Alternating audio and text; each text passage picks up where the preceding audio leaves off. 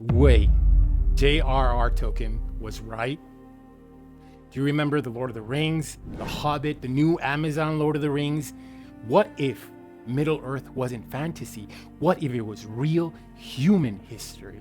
Think back, do you remember the March of Progress? Boom, boom, boom, they taught you in school? Forget about it.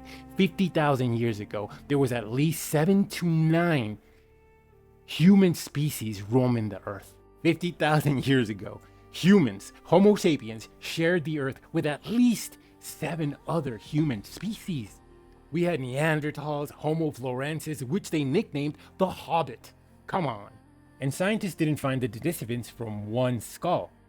They mapped the entire genome from a tiny pinky they found in a Siberian cave using AI to find the missing DNA sequences.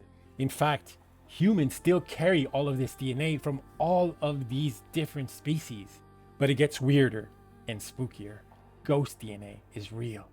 Geneticists, scientists have found massive amounts of DNA that do not belong to humans, Denisovans, Neanderthals, any of us. What is this DNA? They are called, wait for it, ghost lineages.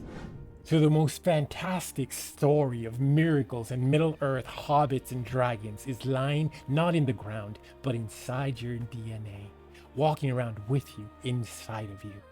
Ancestors that we have in our DNA, but we have zero record of.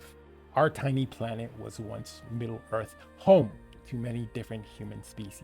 They met, competed, fell in love, had children together. Check out what Ella, one of my favorite new scientists, has to say, an expert, a scientist in the field. Some people have put forward this fascinating model, this fascinating proposal, that 20% of our DNA comes from a ghost lineage. What, 20? Percent. Wow, because I know with Neanderthal, we're talking about less than 5, right? Like 3, 2. Yeah. I mean, I'll be honest, this paper is so explosive right now that a lot of us don't know what to do with it. And it's worth saying that it's still at the early phases. Right. But it's coming from some really big names. And this would be an unknown species? Yes. Wow. And the dates are really interesting and what they're attributing to that DNA.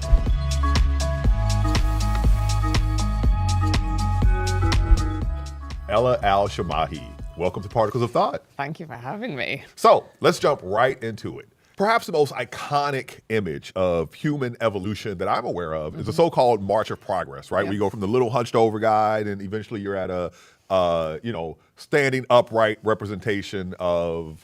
Us. Yeah. Yeah. Well, I was going to say something more clever. Like I was thinking who's a long-haired, buffed white dude in Hollywood, right? The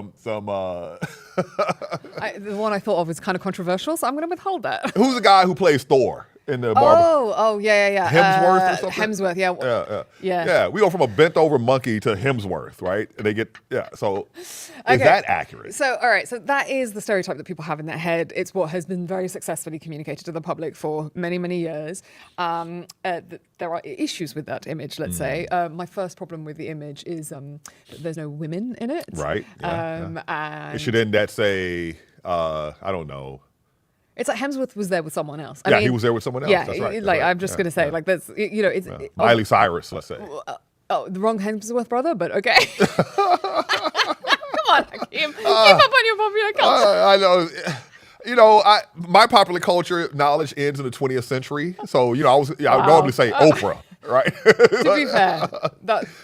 Who does everyone know today? That's the question. I mean, okay, so here's the thing, right? Okay. So of all the things in the world that men have done on their own, this wasn't one of them. This was definitely with the help of the other sex. Yes.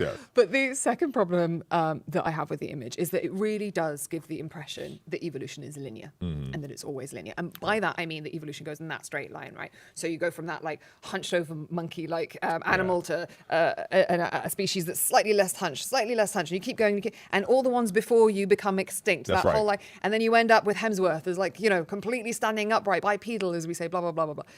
Yeah, human evolution is not like that. No, it's not. That's just absolutely a fallacy, it turns out. We didn't know that. Right. 100 years ago, we thought that's how it was. Right. It turns out that human evolution wasn't even a tree. It was more like some kind of crazy bush and just like So essentially, crazy the first hunched over one could have been there at the same time as Hemsworth, and they could have interbreeded in the middle, and there would have been, right? I mean, all of it's not this evolves into that. Okay, yes, except that they weren't as hunched. It turns out that there were loads and loads of species of human that were coexisting, that were contemporaneous on the Earth at the same time. If we were here 50,000 years ago, how many other human species would be here with us?